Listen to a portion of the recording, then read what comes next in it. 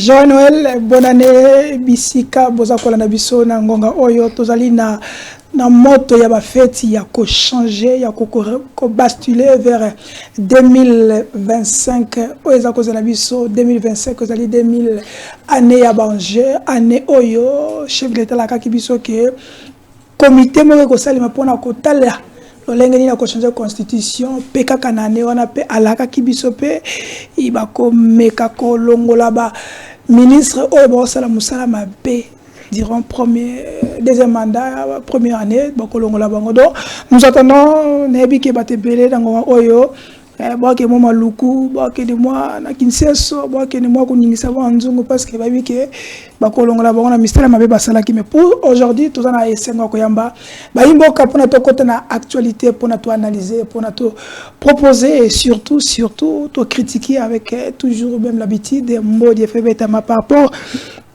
tout ce qui s'est passé na itinérance ya chef de l'État Fatou Beton kuna na ngambo ya Kasai kuna zalaki azo continuer ko tala bayimboka à travers misale za ko salema kuna est-ce que évolution ya 145 territoires et za ko pesa banenge sengeli to ko tila bino belement oyo ezali ko lakisa présence na ye kuna avec la foule oyo za ko landa ye za ko zela ye na bokebinyo surtout to ko kota to pesa bino proposition to briefing basale kuna na gouverneur ya Kasai ndenge ya lobaki par rapport makamza ko salema kuna to ko zongela peta ta mokonzi par rapport ya discours na ye elongo na population to kota na bozindo alingai ko lobani eloko ni na lobby eloko ni lobité na durant cette émission nous allons aussi vous proposer élément ya monseigneur Fijan Mouteba wazali président à Senko concernant proposition na ye ya changement ya constitution bokolanda ye à lobby ni pour na tol na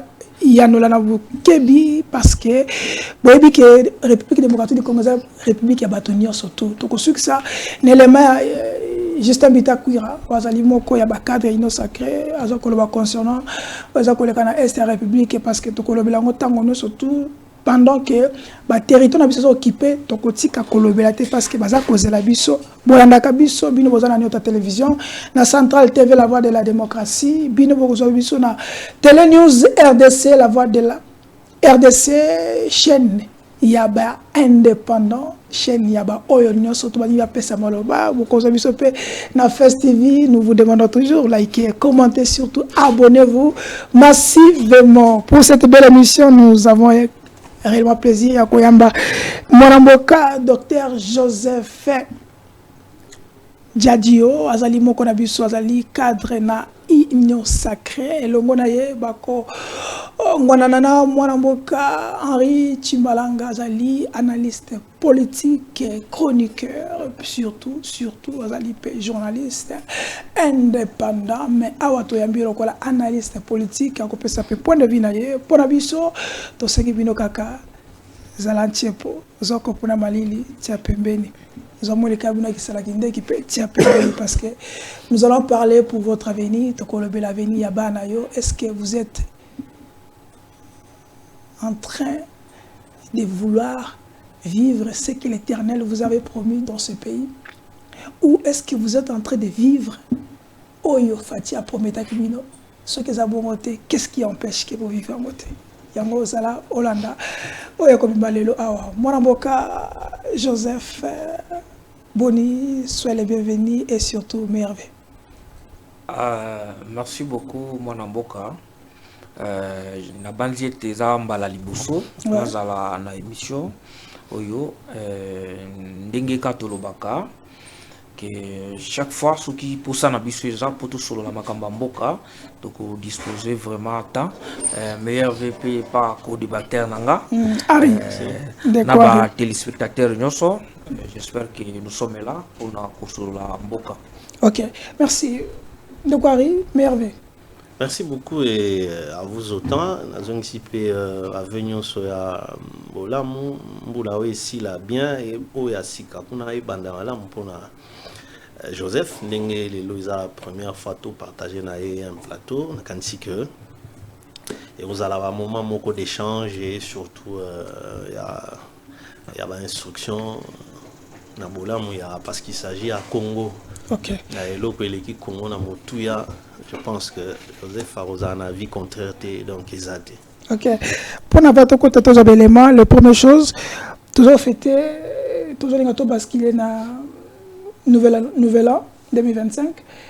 Mais tu as remarqué dans la ville de Kinshasa, Madame la Première ministre, et là on a gouverneur de la ville, bon, tu as le chantier, Oyo, Lansaki, Banzela et tout ça. Mais on a vu que pourquoi Basilica à la fin de l'année, pourtant, il y a toute une année, il n'y avait rien. Chantier qui n'arrête. Pourquoi Basilica à la fin de l'année? Est-ce qu'il y a-t-il quelque chose qui a réajouté par rapport à la mise en place qu'il y a Banzela, tout ce qu'ils ont mis comme pour l'embouteillage? Est-ce qu'ils vont... On peut attendre que nouvelle année, donc on soit Banzela à Sika et pour épaler un peu la population dans l'embouteillage. Bon, je pense que Ekoko inquiété à mon avis, parce que ils ont opération normale, c'est pour lancer des mesures par rapport à... Parce qu'en fait, le gouvernement, Moussala Nabango, ils ont trouvé des solutions pour appréhender d'abord les problèmes de la population et puis trouver des solutions. C'est qu'on a besoin de mesures. Il faut aussi suivi pour vérifier. Suivi, on a. Il faut pas être vendre dans le bureau de rapport parce que par rapport à la mentalité où il y a Congolais, beaucoup de rapports sont trafiqués. Parce que ça la mabé en bloc. Ça mabé en bloc. Oui. C'est-à-dire contrôleur à Kebouye, il fallait contrôler Joseph Nesikawana. Déjà Joseph a bendinga contrôleur habité à mon cher Koké pour n'atteindre par nayo. Donc rapport déjà il a biaisé. Si quoi yo chef aux ilaka na bureau ou ya na terrain té. Eh ben yo ozoka au foot à maçon parce que na souka oza sanctionner l'état au sutuka. Donc je pense que il faut pas à que pour la fin de l'année. Il faut pas aller dans la culture wana ya kitaka na terrain pour que yomoko se rendre compte que est-ce que ba mesure tozwaki, est-ce que bon auto investir dans telle opération, est-ce que il y a eu avancement ou bien il y a ne fût-ce que application nango sur terrain.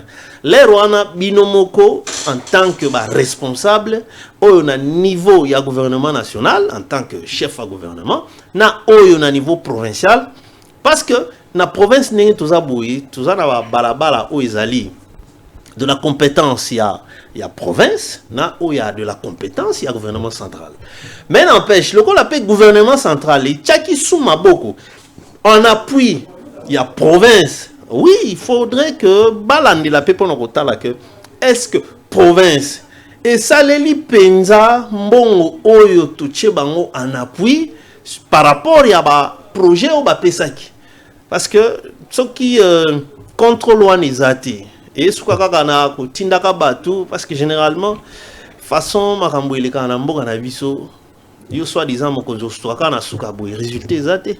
Donc, être pour vous, c'est aussi manière la même question dans tout le Joseph.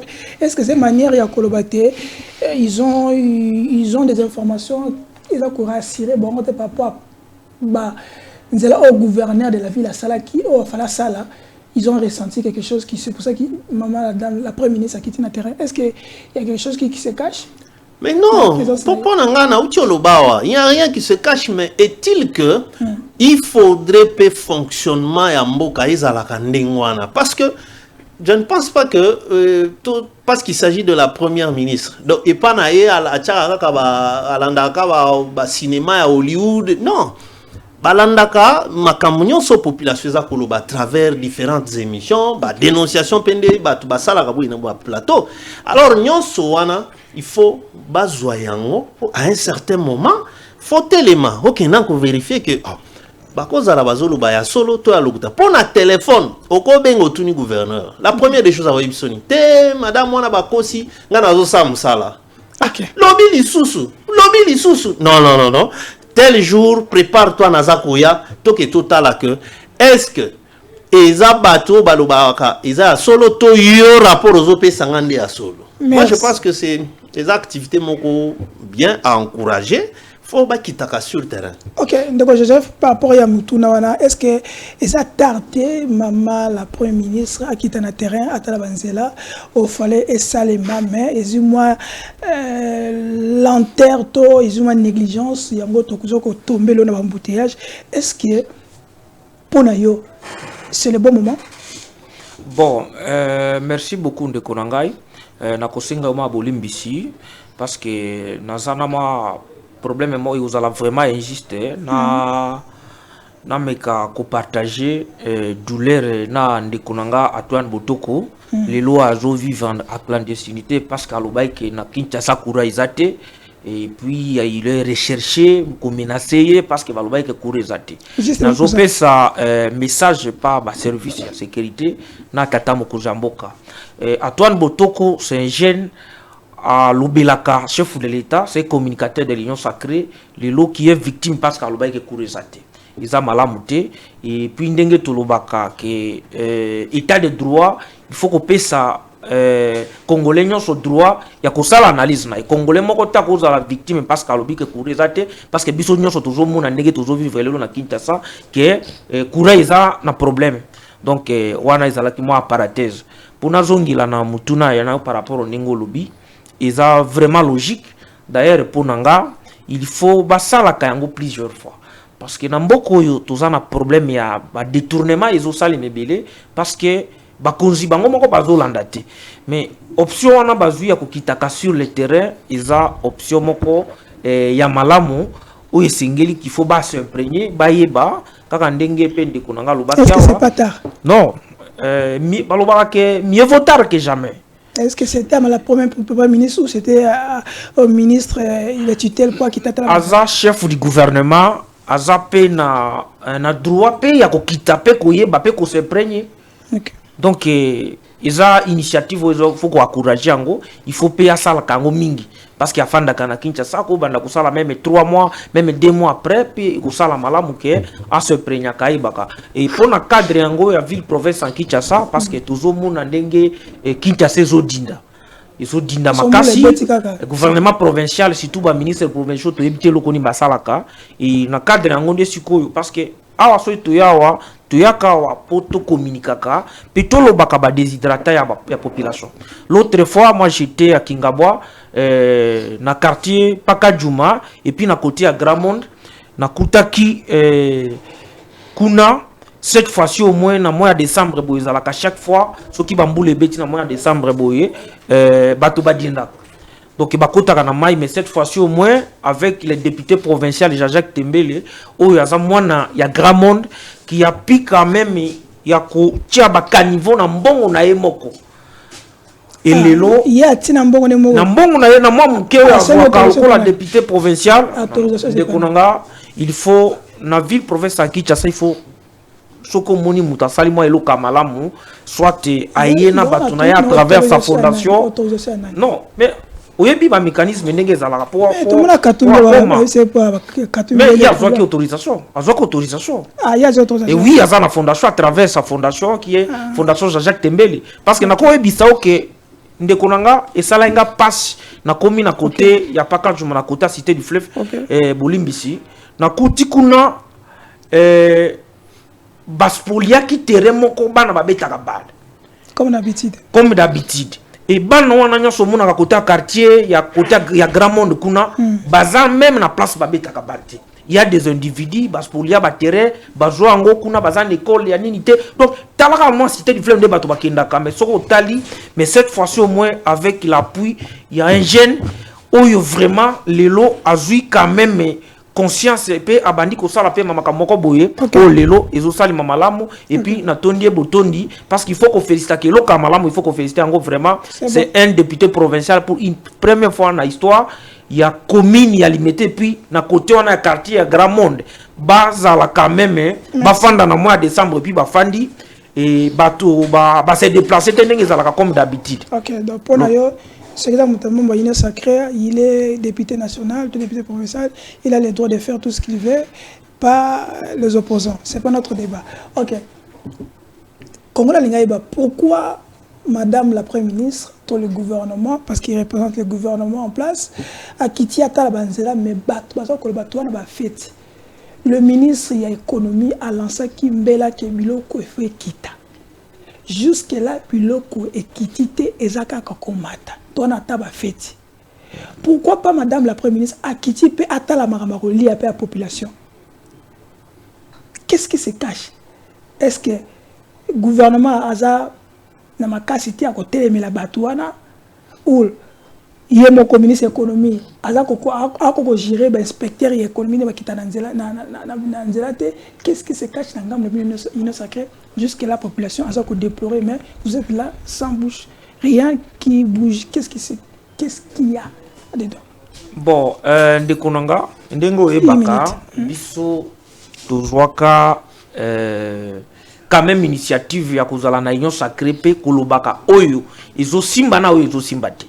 Vraiment na kati union sacrée par rapport à makambo euti koloba ministre de l'économie ponanga na gouvernement oyo kuya azamutu moko il faut ko tia libanda parce que makambo nyo salobaka toujours constater en côté sur le terrain. Ah, professeur. Donc ba décision nyo sazozwa toujours constater non mon frère.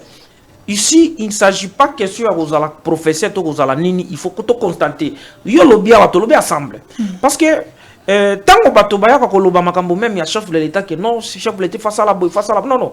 Ce n'est pas le chef de l'État qui est le chef du gouvernement. Kokita, il y a madame la première ministre eza initiative à malamu. D'ailleurs, oyo bakisi il fallait ka le capé na la bawenze akindi kutala ndenge balobaki pas ministre économique et biloko ekiti akindi kutala biloko ekiti to ekitité. Parce que c'est très bien. Ils ont une initiative à Malamo pour permettre même les chefs de l'État de ces rapports et même Ndenge Tolobaka. Dans le cadre de sacré, ceux qui ont sala remaniement. Vraiment, dans Banzieti, Bisso, dans le peuple congolais, tout ce pays-là, comme on a au-delà, même il y a 10 ministres sur les Bazongi. Donc il faut ébeler, il faut balungwa, parce que tout le peuple congolais a constaté le Comoroté au Basali par rapport à ma domaine de pays Sakiba. Merci. Donc Henri, une minute. Par rapport à Biloko, il fallait quitter.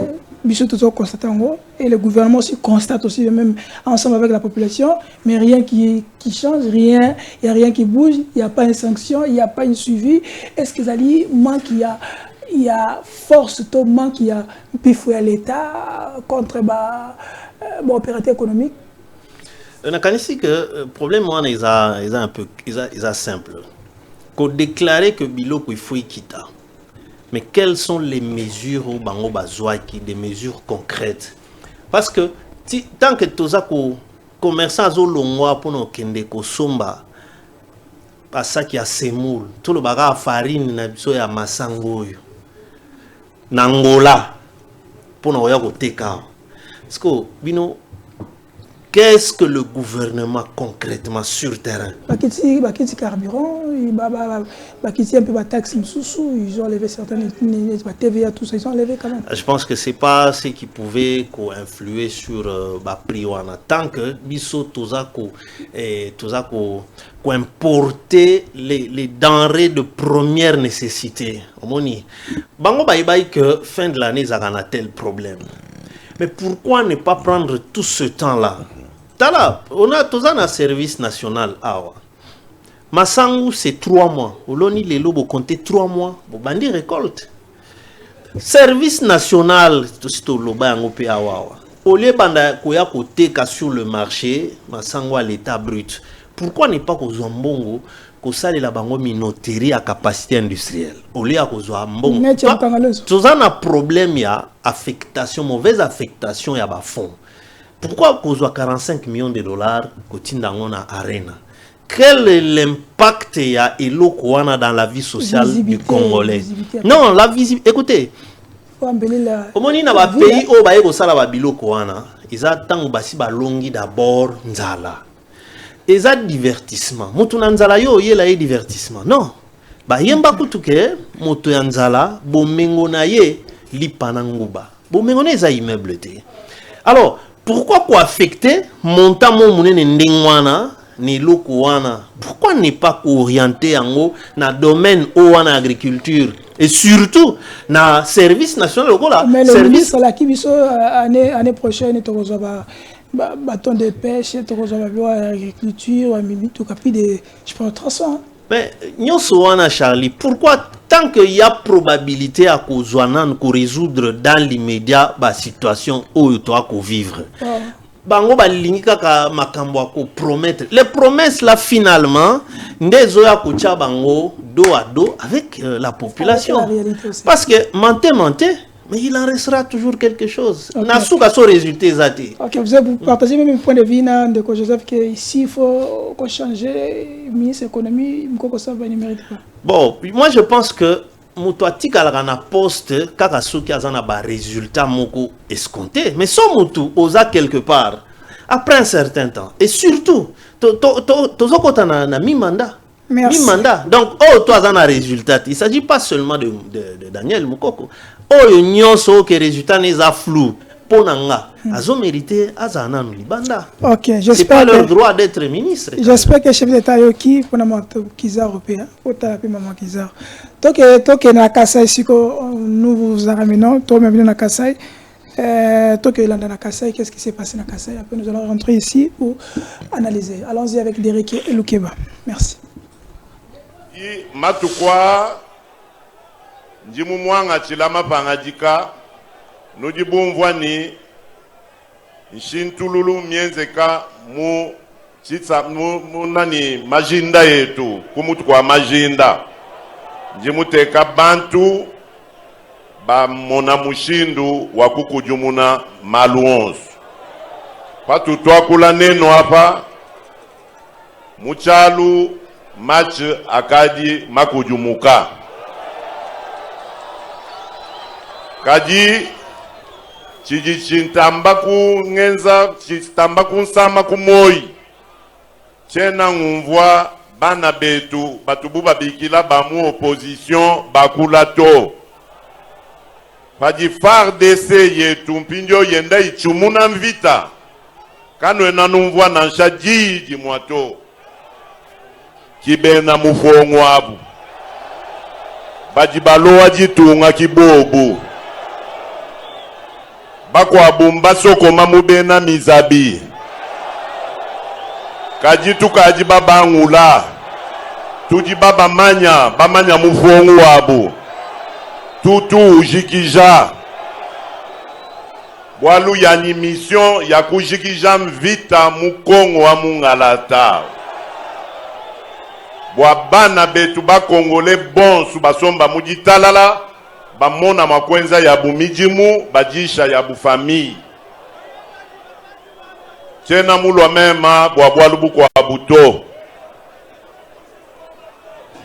bwalubu isatu. Merci Derek Lukeba, merci Fatu Beton mon alma Marthe vient à limité Ndeko Joseph tolangende qu'on a vu vient à limité chef de l'État.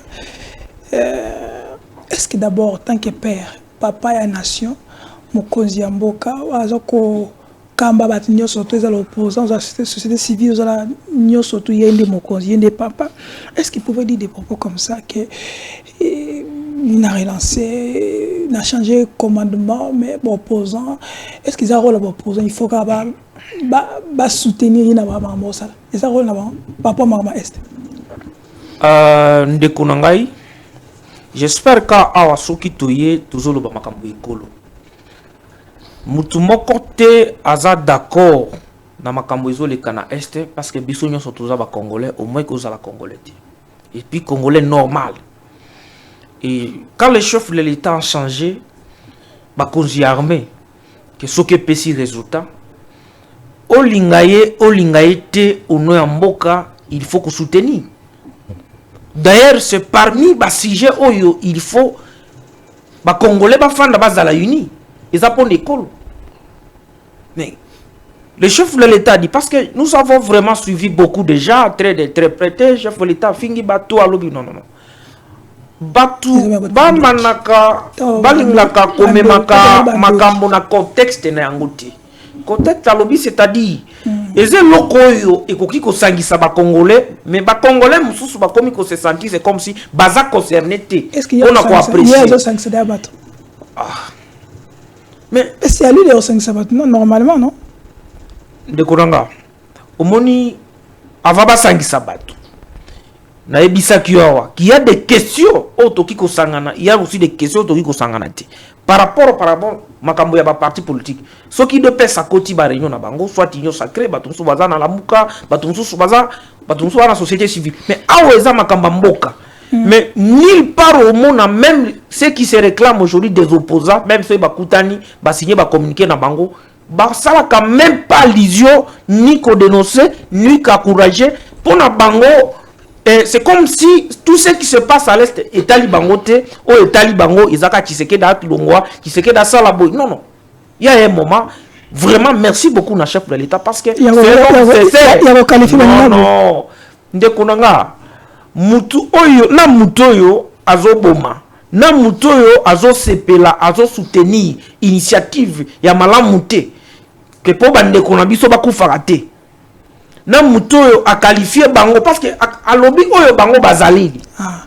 Est-ce que yo banzi vraiment que muto a qualifié mutu bongo mutu wana a qualifié na akoya place azali? Non mon frère na émission que aweza makambo ya ba congolais. Pour moi ces gens-là allaient peut-être réagir que toyoki yo mwana mboka Félix Tshisekedi à lobby. Pour na biso peut-être soit to bana kotika la calme voilà ça mais dis-moi toujours to sepeli ne lokwana mais so yoki mutazo lo balela regretter facha fixa dit ce sont les gens qui vont jouer double G et bah j'ai double G ne to lingité parce que congolais a commis déjà la compréhension ceux qui va utiliser ba to banani ba lo sala ba biloko na yesimbali souté. OK, est-ce que dans le passé IDPS aussi il avait ces moyens ya ko soutenir peu Joseph Kabila na tango non eza awa tolobi tozolobi la makambo ya veni ya mboka ya via ba congolais Tshisekedi abane ko défendre ko soutenir ba initiative nyonso ezo qui na sens ya ko préserver unité pe makila ya ba congolais etangate. Ce n'est pas pour rien au monde IDPS a joué qui 35 ans en opposition batika kosima ni mandu kite ni elo côté. OK, c'est un combat démocratique. Mais l'opposition républicaine. Mais l'opposition républicaine, basali acte soit chef de l'État posé, acte soit il y a des avancées significatives. Aucun opposant, l'opposition républicaine, apprécier soit même un message tant il y a qu'on compartir na peuple congolais soit encourager bango, ils sont partout sauf là où on parle de la population. Merci. D'accord, Harry. Et quelle est votre réaction d'abord pour le propos du chef de l'État et de la plusieurs compatriotes pour la banque injure? Est-ce que le chef de l'État, il devait être un homme qui doit acquiser les autres, qui ne pas vouloir s'associer à lui pour la Makambouya Est, ou il devait être un homme ressembleur à Sangi Sabatou avec des paroles aux CP Sabaninga pour ne soutenir pour l'intérêt national, ou il devait être un homme calme comme Joseph Kabila à l'époque? Trois hypothèses. On répond, on a deux faces, deux volets. D'abord, il y a Liboso. Moi, je souhaiterais que Félix Tshisekedi Assilisa Bitumbaya Est. Pourquoi? Tango à côté na pouvoir, na l'air à remise et reprise avec Joseph Kabila, ba Pessie Mboka en entièreté, ba territoire tout na maboko na biso. Alors, il y a un très mauvais souvenir, ce que Félix Assilisi mandat na ye, mais à Tikimboka, na maboko ya Banguna, sous occupation. Parce que sans il y a 37 ans de lutte, oyo, ils allaient que ba oba ko kamba bazo kamba mabe, et ko perdre quintessence non, et ko perdre mungwa nango. Mais toi qui a deuxième mandat déjà, est-ce que vous kasne on azoloba? Le deuxième mandat ici, c'est le dernier mandat constitutionnel. Jusqu'à preuve du contraire. Okay. Donc, pour nous, nous souhaitons que, si ce mandat en dessous, il y a état ya donc situation oyo Kabila tikela ki bisoté et comment une note très négative pour naie à la côté en dessous de Joseph Kabila. OK. Et loko yozala lokola donc yé penza donc ya yé kutu na se a mutu qualifiaka de médiocre. Concernant contenu adresse naie pour nanga ya malamuté eza bien na éviter ce qui bazalaka na moi séance ya briefing entre yé na cellule chargée à communication naie. Ça donne l'impression comme si c'est l'Uluana et ça la ramsalate. Parce que la plupart de la sortie médiatique, il y a président de la République. Surtout en public. Et Kendaka toujours na bilo mo oyo de principe et koko tate. Parce que au moni le président français ici na Kinshasa, Macron, à l'Oba que vous n'êtes pas jusque là en mesure d'organiser votre propre société. Deux fois, c'est aussi de part, en tant que chef, hein, tant aux autres déclaré biloko. Parole na ezali loko la ya yonangati. Parce que c'est l'unique personne qui est institution. Et qui est mieux informé que tout le monde. Président de la République. Donc Malobanaye, ils ont dessiné image ya Mboka Mobimba. Okay. Ils ont dessiné qualité à gestion nabiso. Alors, il y a normalement azélate que ba opposant ba ya kosala e cadeau. On se souvient leur AFDEL et se déclencher. Etienne Tshisekedi avait dit aux Congolais que Boyamba Bango Zakoya a soutenu Mobutu. Il a soutenu la rébellion qui venait. À l'époque. Oui. Alors, vous pensez que Bango pe balati posoya opposition oyo l'UDPS a tangisa Bango po batinyon so oyo.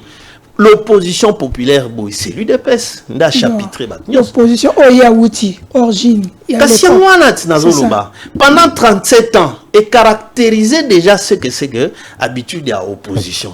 Donc, en quelque sorte, il y a zélaté que Bango Baya Koku Misaye. Parce que à l'heure, il y a opposition, il y a Sobiso Tobi Namboka, en aucune fois, Tokumisa Mobutu, en aucune fois, Tokumisa Kabila. Ok. Qu'est-ce qui empêche de continuer là pour tous les éléments, tous les éléments Bitakou, tout qui n'a bon parce que d'après la gouvernement Kassai, qu'est-ce qui empêche que Lelo, tant qu'ancien président de la République comme Joseph Kabila, c'est aussi un général, qu'est-ce qui empêche que le chef d'État a que l'okaye, bakutana, yemana mai, ndoni le longa kibayo, comment on peut faire? Blocage de la place, ils allaient chef inde azolingo kende. Kabila Boy, Tozali, notre chef actuel, président de la République, il n'a pas cette volonté-là. Bon, je pense que le problème est que Kabila, parce que bien que Katinga na question c'est à lui de faire un effort. Nous avons des militaires. Ba militaires wana Kabila kutaka ba misusu, ba kimaka, ba zongi. Nous avons des militaires formés avec l'argent du contribuable congolais. Bazali, qui sont des généraux, des brevetés d'état-major. C'est-à-dire, militaires ou ya solo. C'est à lui de les consulter, idée, matière concernant la guerre de l'Est. Ça fait plus de 30 ans. Comment bisoto kokanako maîtriser nature et adversaire. Mais alors qu'adversaire a ça la bonne lecture, ayebi. Oyebi Joseph Kabila, je ne dis pas que c'est mauvais ya bengaï. Mais est-ce que la relation à Bango, ils ont sous ce beau fixe nenge, ils ont dans le temps, je ne pense pas. Ce que lui peut faire, c'est-à-dire consulter nos généraux à chaque fois que Bakoko aide dans le cadre de conseil militaire pour comprendre quelle option prendre pour éviter parce qu'il a l'obligation, il y a que jour à souka mandat nae Mboka ezala pacifié. Ok, pendant que tu as sur les mains Bitakoura, le Joseph, ce qui est le guerre est cité. Chef d'État comme la vie de au conditionnel. Donc comme en 2028, chef d'État doit partir. Pour nayo, chef d'État doit continuer mandat naie à glisser parce que guerre est cité parce que il dit qu'après na lobby na tribune moko na Lubumbashi que ce que la guerre est silité, nous allons continuer la guerre jusqu'à que la guerre est silée jusqu'à la fin. yo kolingani chef d'état akene nango tigre ici la pas donc na bokonzi to ce que silité il peut la donner l'établir à l'autre personne qui puisse continuer le travail. Ndekolanga question na yo eza malamu mais nga na lingi tango toujours lobela plus makambo ya vie ba congolais to koyana kosalia ngona kokindia chef de l'état parce que c'est quelqu'un à kotapi à kokindi. Vous comprenez? C'est quelque chose qui est très important ba congolais bazo kufa et il faut tous à la bisonyon sur le coup là ba oyo bazo kanisa ke baza ba opposant et baza kolinga ko conditionner le quoi na départ à Tshisekedi non. Guerre oeza na este ba congolais bazo kufebele. J'espère que chef de l'état yemoka uti koloba na kananga ki asali ba réforme wana et bandit déjà quoi porter déjà ba fruit nango.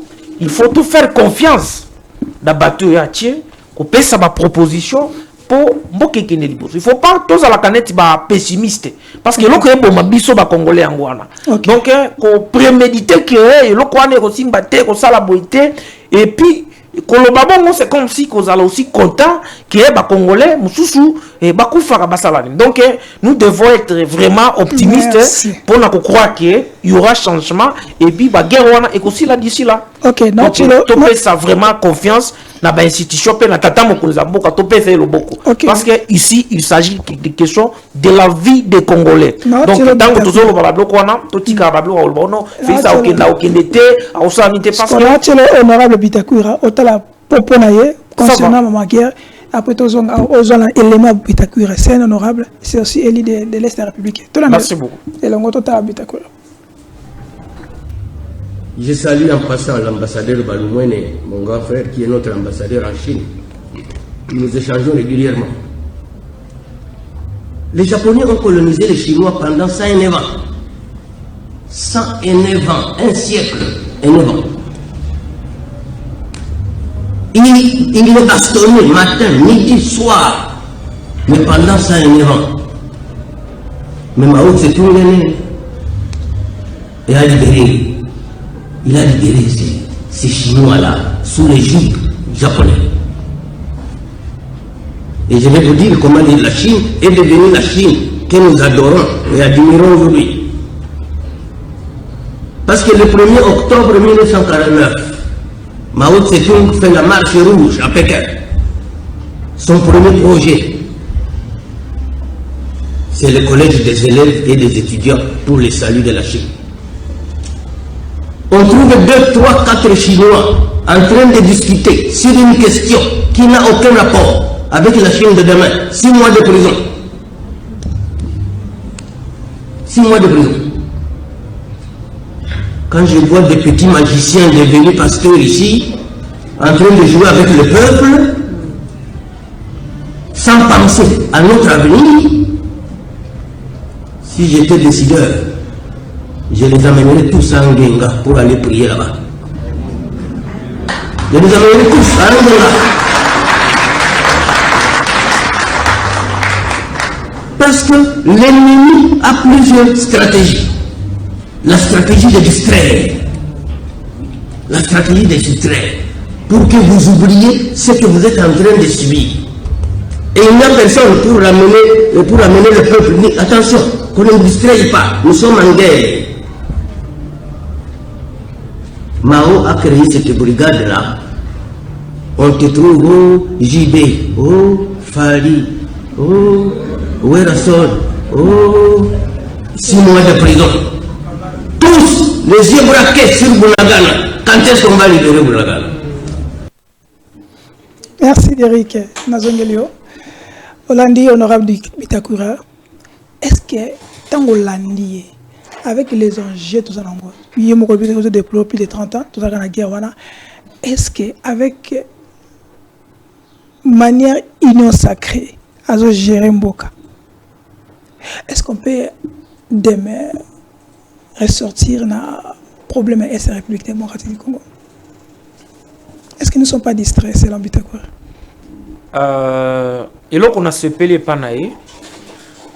Parce que ngala kwa kanaite ce qui est vrai parce que moko asalaka bon makamuna ye ndenge ye moka lote grammaire aussi c'est là ngana ko kana ite parce que na suka vidéo moi eloko na suka vidéo bisi chef d'état ozozela nini ko kanga frontière biso na Rwanda to sa guerre na Rwanda na suka vidéo na ebisio kenga mingi na ko kana ite parce que ya sala ka makambo ndinga sala ka imoko ebi pourquoi sala ka yango ça bien union sacrée mon frère au monde union sacrée je peux même te dire que 80% de ceux qui sont dans l'union sacrée bazawana pona koluka moi eloko et baza na chef de l'état 80%. Donc tu as 24 baza moi crivé. Voilà.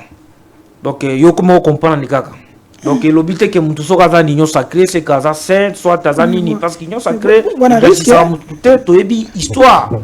Il y a chaque politicien il n'a battu non sur bazana katinyo sacré pour na zonga na mutuna na yo et par rapport à oya lobby que ennemi azala kana ba voix belé ya puis plusieurs stratégies pour na ko distraire opinion pour na ko distraire bateau pour to kindi objectif là il a raison parce que chaque fois tozo yamba quand même bateau ozo mona ozo landa ba réseaux sociaux ba émission plusieurs personnes ne sont pas concentrées pour nous faire sa proposition, soit quoi apporter, mais fort pour nos institutions, pour tout le la guerre. C'est-à-dire qu'il y a des gens qui sont utilisés. Les gens qui sont pour nous distraire. Match à Gala, na de Martin, c'est distraction. Non, moi, je mais c'est distraction. Match à Gala, on les a qui initiative à chaque fois pour nous sangisa. On a les distractions. On a les qui faut qu'on reconnaître. Faut qu'on s'engana. Na kati wana nde ba stratégie kozala. Distraction eza bato yo tango tolo ba makamba ge bango ba oloba o manda ingesila. Tango tolo parce que tu sais que là okendika. C'est une manière ya ko distraire bato. OK. Eloko moko na sepeli nango yango wana. Ya para wana oyo azoloba italika ka yemoko ayebi pourquoi azoloba. Donc, on a vraiment étalé la Raimoko. Ok, d'accord. Voilà. Est-ce que Azan a raison, il y a Kolobake, Mandolo Baloba Pitakour, le qui est étalé la Yemoko, mais quand on veut qualifier le propos de Pitakoura, avec que nous sommes distraits, est-ce que tu peux qualifier Pelelo, Mathia Galan, le bété qui de Marty, et sa distraction? Est-ce que tu peux qualifier Pelelo? J'ai tout cela qui est à francophonie, les distractions par rapport aux enjeux que nous avons. Est-ce que on peut les qualifier aussi comme ça? Surtout qu'il n'a pas la même idée à Bitakour. Bon, distraction, na omon na tala yango na bandenge ya babiloko msuso énuméré wanate. Moi je pense que il y a lieu d'épingler moi distraction là par rapport à nini, c'est comme si tu as prioriser guerre wanati. Omoni soldat oyo de première classe oyo FARDC autiko kanga. Mais makambo soldat wana zoloba selon le colonel Mac Azukai, porte-parole à FARDC, ça prouve que nous sommes distraits. Okay. Comment expliquer que Kagame a installé tout un bataillon à Kanyabayonga de tout ce temps ici? Donc soba kanga ki soldat wanati Tonga to est batté. Service de renseignement. Mais alors, mais finalement, on est dans quoi? Donc, la mesure défensive dont parle Paul Kagame, donc a installé une base logistique sur le sol congolais, na Rutshuru, na Kanyabayonga, et il lui fallu que balokota un soldat rwandais ou a bandi siko ko sala ba révélation ça voudrait dire que 3 ans en tous en guerre, mais comment on n'arrivait pas à déceler biloko wana? Mais récemment tu connais des soldats rwandais avec na carte mais libérer apparemment. Bon oui, wana eza siko l'air il fallait Fachiba Kende Luanda. C'était pas bien début Kagame, bon, la communauté internationale a appuyé Kagame, n'a pas caprice naé, a exigé que bazong les 2 soldats bon, ça a été fait. Maintenant, Omoni. Alors, Gana Zozwango distraction dans sens c'est comme si tozo prioriser guerre à l'est wanati. Or, il n'existe pas de république de l'est, c'est la guerre sur la RDC. Bon, 3 ans durant. Mais Tala Makamboele quand même n'a pas parlement. qu'est-ce qu'on fait à Bambongo? Bazobi Misambongo pour y à l'Est. 33 millions de dollars. 29 et disparaître dans Kinshasa. 4 millions de autres qui ont maboko ya gouverneur militaire dans Nord Kivu. Et dans ça, Mbongo nini batinde la raye pour s'occuper na ba VDP les Wazalendo 300 000 dollars par mois. Or que bateau na ba 60 000. Est-ce que nous sommes conscients, toi, concentrés dans la situation là? Non, c'est quelque part comme si nous sommes distraits parce que tu as priorisé la situation wanati. Ok, nous sommes là député mais tout biloko tout wana pour nangai yangwana na lobi que toza ko prioriser situation wanati. Est-ce que na moment oh tala na Kenya? Ok. Na Kenya ba députés nationaux ba Kenya na matanga bobo na cité avec ba jup na bango la population est tomboki. Bino boya la exhibition ndenge boza na ba bandi ko bamba ba kiti na ba jup wana. Ba kimi. Mais ici chez nous c'est comme si tous les biloko ezali utilité et quand on député soit ba prioriser yango pona nini ba excellent bango d'abord dotation et en plus ba jeep. OK. Or que nous sommes en guerre, il fallait qu'on priorise d'abord tous les besoins et le traitement. Il y a des militaires au Bazakuna. Ok, donc on est aussi, c'est pas tous les éléments, tout ce chapitre. Comment sensibiliser la population pour tout le monde, tout la focaliser pour nous guerre est avec le peu de temps être le chef de l'État. Pour nous sensibiliser la population congolaise, pour tout la focaliser dans la guerre est, il faut prise de conscience d'abord. Prise de conscience, c'est très important. Ils ont vie à non, prise de conscience collective. Collective. Entre autres, les acteurs politiques, plus de opposition. Non, parce que vous savez, un moment, ça décourage. Est-ce que votre position va être proposer le débat mususu? Ah mais donc opposition, c'est pas votre position pas là. Kabila Moïse Katumbi, bango ba pesa ba député ba jipte. Non, parce que vous savez dans ce pays, dans ce pays, il faut pas que les gens croient comme si nous sommes bêtes et puis tout est histoire. Toyebi moko yo soki toza lelo parce que tu sais qu'il n'a pas créé des Congolais. Le chef de l'État est en train de faire tout pour mettre ba énergie naie pour quand même un groupe déjà va changer malgré oyo balona na kata mitema. Nani abanda ba bloc wana ya kopesa ka chaque législatif kopesa ba député mitukezaye. Attendez. Majorité à députés baza. Ce sont des députés au banana bango. Oyo baza na syndrome naé. OK, donc IDPS a zuka à copier le Kabila. Non, c'est là à copier. L'IDPS ne paie aucun jour. Et puis quand le l'IDPS eza lokola ozo marqué au moins 70%, il y a des Congolais qui le 20 décembre, il n'est pas voter. Moi, je suis Félix Antoine Tshisekedi. Parce que c'est quelqu'un qui est modèle. Ou peut-être même prédécesseur, c'est-à-dire, comment on a un opposant, soit tu peux perdre, soit tu assemblées, que non, Félix, ça fait ceci, ça, cela. Que ce sont les difficultés au Congolais et les lois communauté va donner des leçons. C'est jouer avec l'assemblée de la population. Et c'est que nous, on ne peut jamais aucun jour leur permettre les lois parce que tant que tu vas venir en Boka, il faut pas que tu bafanda kimia batala mboka ndenge zokende mais avec les gens non mboka zokende mabe par rapport à quoi et que mabete pona yo et que mabe par rapport à quoi non il faut gérance mboka qui il faut qu'on dima il faut qu'on dima ce qu'on veut même ce qui tout ça veut mon aller le même moi na mboka tozolo baba mususu même mamba il y a changement de constitution parce que ça ba mécanisme eza lelo qu'il faut to adapter ngo na ba difficulté to kuti pour résoudre les problèmes à venir il y a peuple congolais. Merci. Donc makamona lelo pour na kozonga par rapport au lobby il faut prise en conscience bato batika ko distraire même population bato mususu on commence na batalikolo Oui, en commençant, na bato alikolo, bato tout opposition, majorité, église catholique, batika, bablo comme sous bazo sala, tozo ngananzela, tala, tofanda, toza la conscient, topé sa confiance na ba institution, na ba autorité yo, si na autorité militaire au chef de l'État nommé, pour tout qu'il ne liboso. Ok, toi qui m'as régi, tozo le président Senko, tozo après tozo nganabiso na plateau, to analyser. Nous prenons la parole, mais nous avons une tradition quand même assez forte et nous sommes très écoutés par la population. Et ça fait que ça n'arrange pas toujours les personnes qui sont en responsabilité.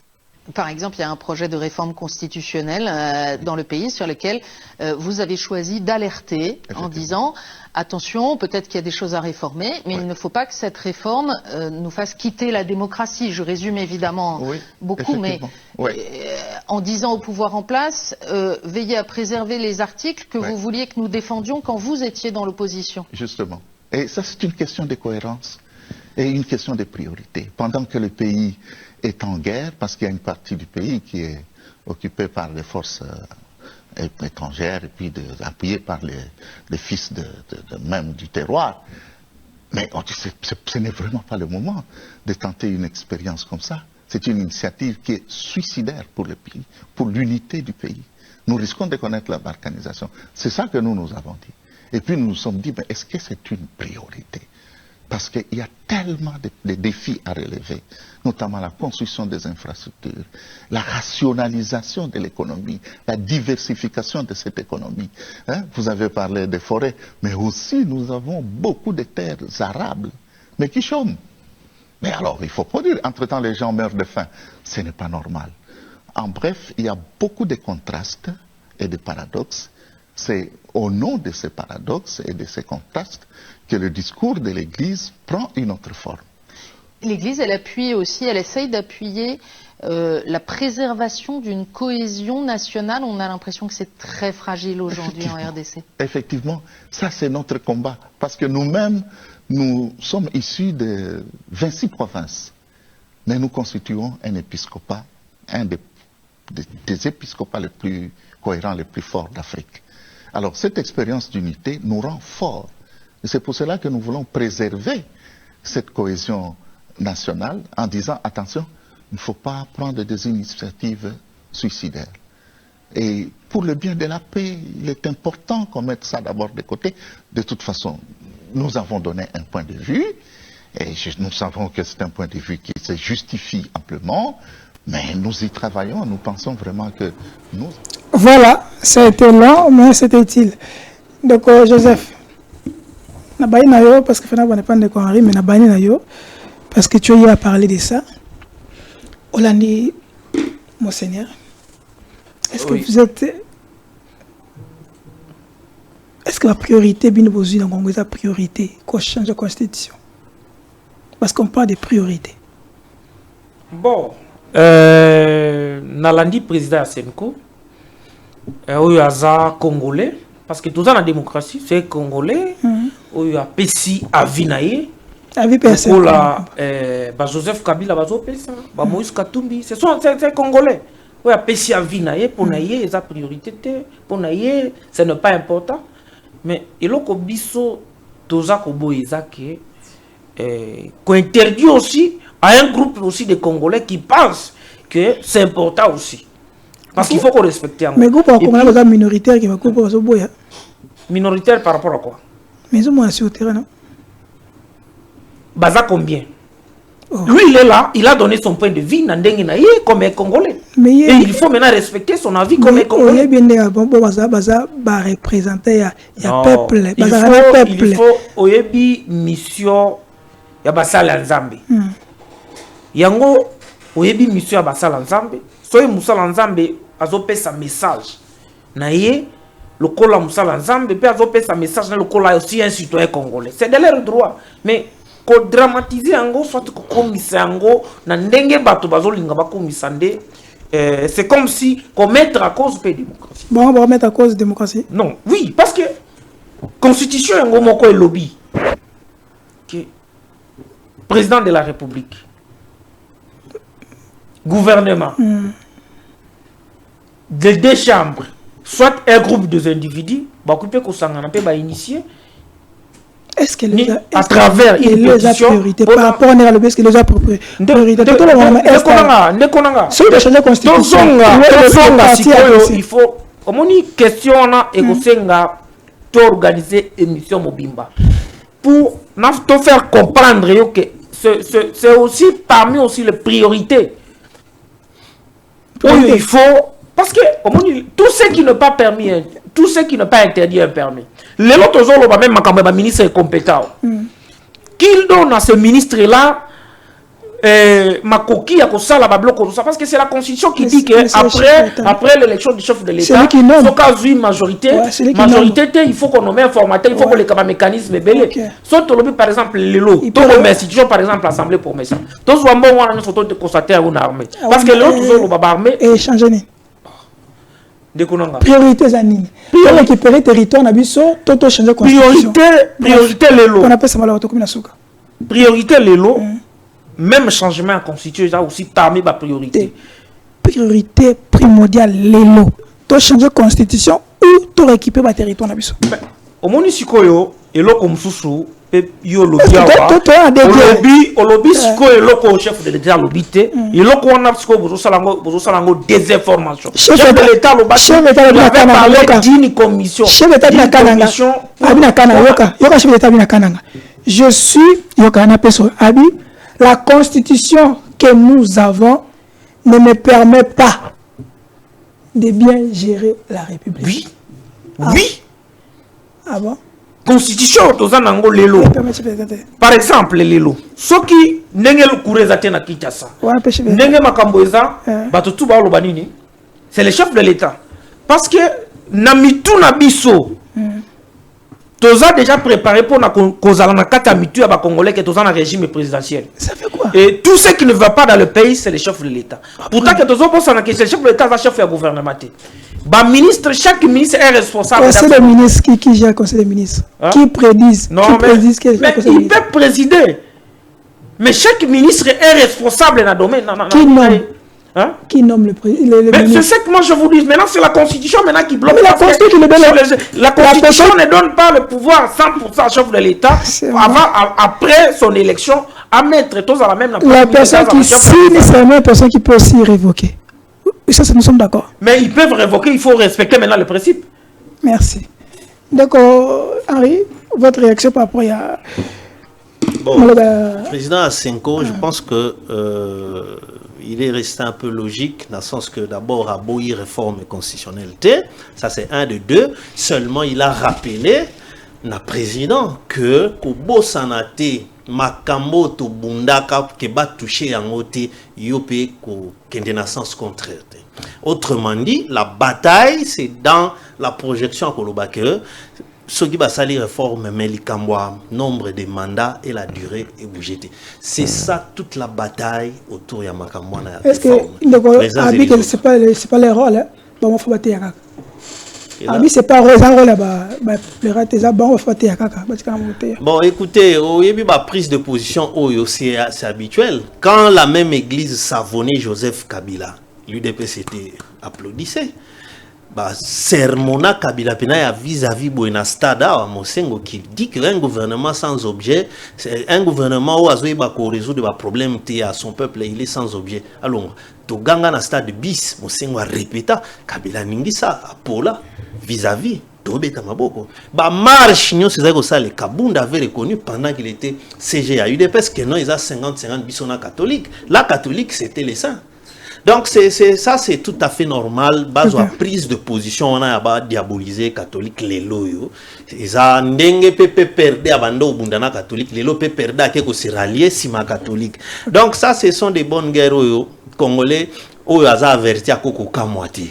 Au il faut se toquer dans musika. Au coup t'inquiète c'est que d'après serment sur base il y a des résultats à l'église catholique. Là l'église catholique était la voie royale. Donc et dans tout ce qu'on faisait, même la marche des chrétiens, ça s'appelait marche des chrétiens en 1990.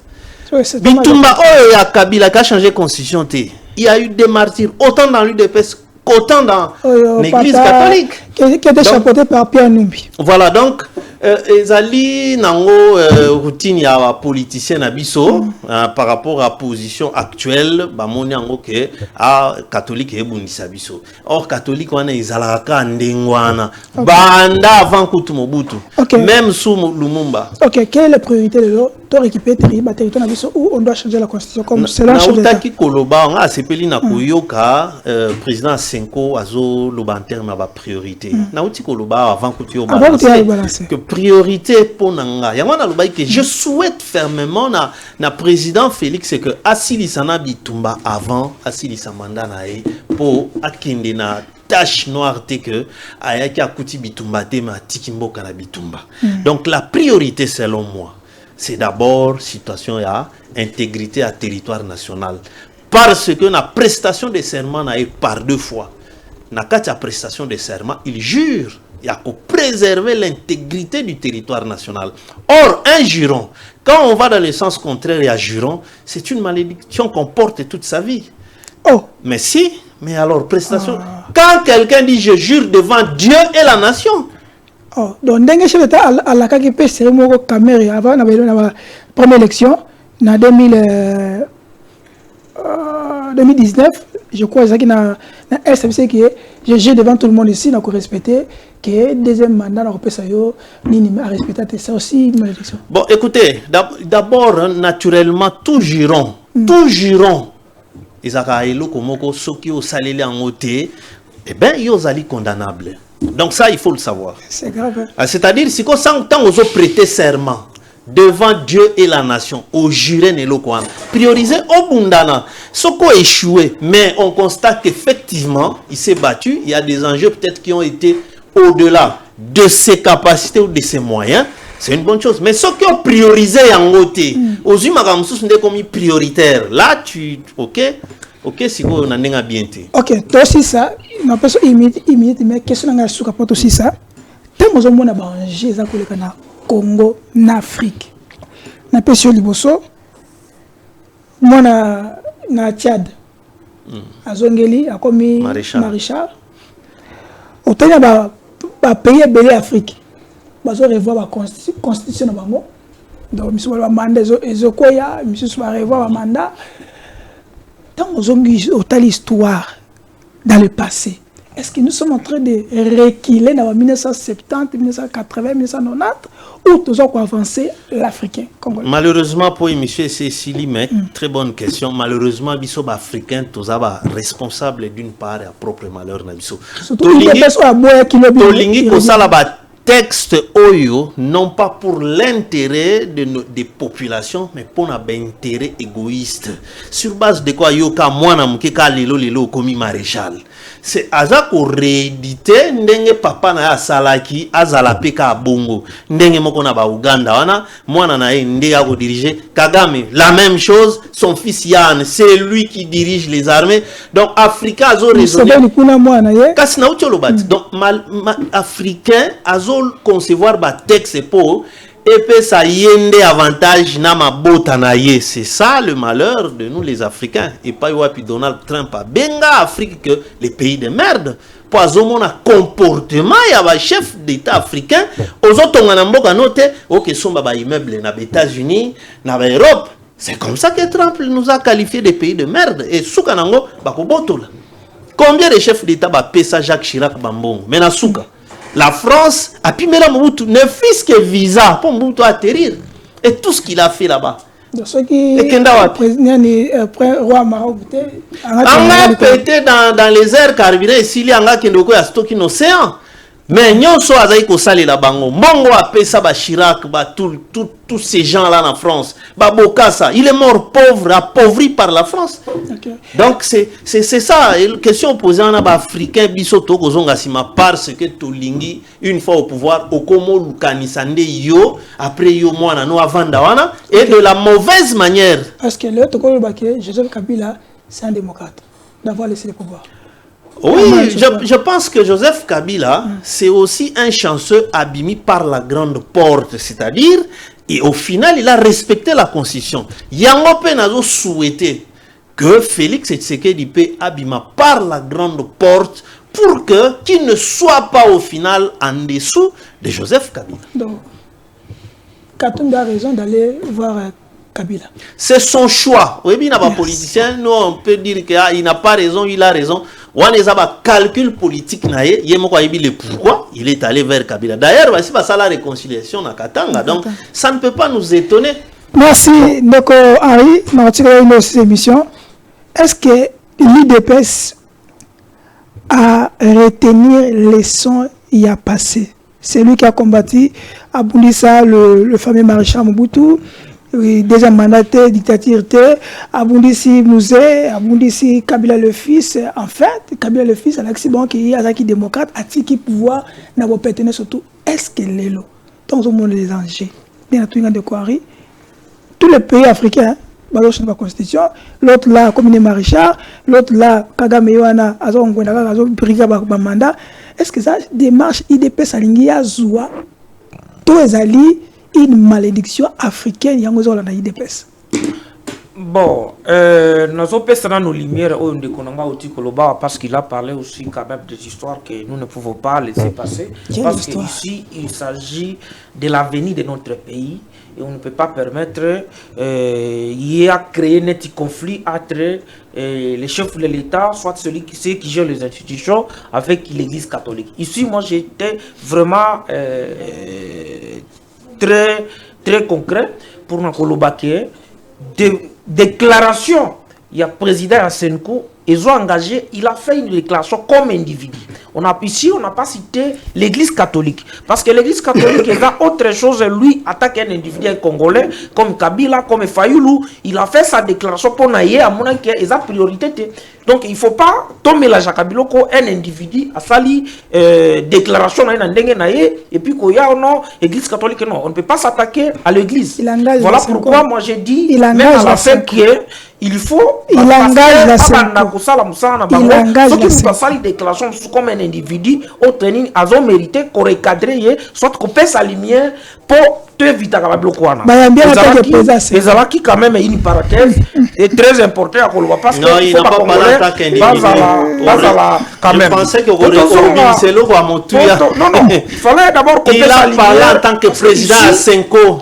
C'est pas une lumière. C'est congolais. Mais en tant que président à Senko, mon frère, c'est congolais qui a donné son peu de vie comme Katoumi Kabila. Nous les évêques, nous sommes unis. Non. Au nom de la Senko. Mboko 64 ans après l'indépendance, nous tous nous connaissons et c'est-à-dire qu'on doit avancer dans ce pays. Vous comprenez? Il faut tout avancer. Ok. Est-ce que l'IDPS a quoi dans Mbébate ou Yakala? L'IDPS a quoi tika kokoya na Mbébate a kokoya kapete. L'IDPS a quoi na Mbeba déjà tant que ça la 35 ans il fallait asi maminduki asi mani l'IDPS à Lubaka même tu sais que dié mo ka va kufa Lubaka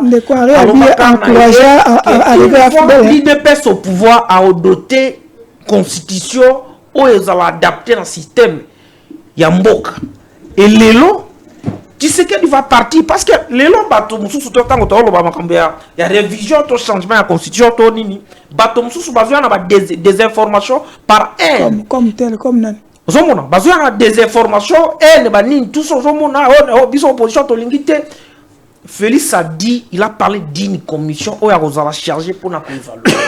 Tant on va évaluer commission, on a non. Moutou le bayambaki a boyango. Ngaïlo qu'on a né na boyango. Il ne faut pas qu'on le batte jusqu'à lui, il a donné son point de vue aux Italiens. Nous aussi, nous avons les droits. Les chefs de l'État ont les droits aussi. Comme Congolais, c'est ça la démocratie. Merci. Donc, il ne faut pas qu'on interdise Moutou à Kanisa. Démocratie, ce qui est comme Bongo, c'est-à-dire comme une dictature. Et toujours avancé. Merci. On est à la fin. C'était donc Joseph. Docteur Joseph n'a pas ses points de vue d'ailleurs. C'était bon. C'était bon pour nous. Merveille chez vous à la maison, merveille dans ma famille. Et nous allons nous écouter la prochaine avec d'autres invités. Il n'y a pas de commentaire, il n'y a rien. On va pas commenter.